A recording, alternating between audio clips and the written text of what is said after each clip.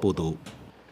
来看台北国际电脑展伫南港展览馆举行，今年有20来国家上千间厂商参加。外贸协会董事长黄志峰表示讲 ，AI 人工智慧的相关应用会是咱台湾的黄金机会，望讲麦当来带动咱台湾的相关产业的发展。こんにちは。何か食べたいですか？美味しいものをおすすめ。直接对着机器管理的需求，无论是讲中文、英文、日文，也是韩文、法文，拢会通。看准伫疫情了，餐饮加旅游业复苏，有业者就建造全台湾唯一的 AI 多个语音辨识智慧点餐机。民众只要知影安怎操作，伫1分钟内就当轻轻松松完成点餐付款，也当解决业界所遇到的欠工的问题。透过 OpenAI 做整合，外国人他透过这个语音，他可以直接跟他对话询问，然后就自动跑出这些点餐页，破除了所谓语言的隔阂。也有业者想准着智慧化的脚步，发展出上新的数位化健康智慧教室。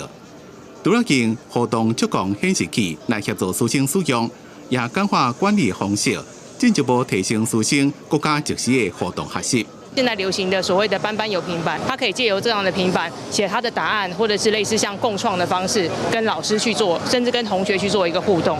台北国际电脑展伫疫情了第一遍全面实体回归，去26个国家上千间的厂商来参加。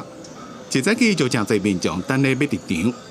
无协的董事长黄志峰讲，今年的重点是伫咧高效运算、智慧应用、次世代通信、力量永续等6大主题。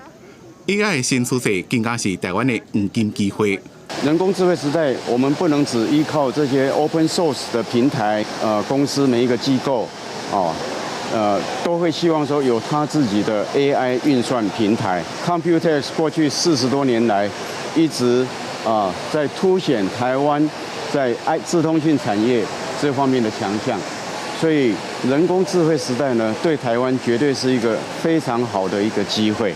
黄志峰强调，伫咧过去1年多以来 ，AI 人工智慧的应用全面勃发 ，AI 正用各种方式伫咧大幅度而且快速的改变咱人类的生活方式，包括高阶晶片、资通讯基础设施，拢是台湾的强项，有机会让带产业界继续发展。记者综合报道。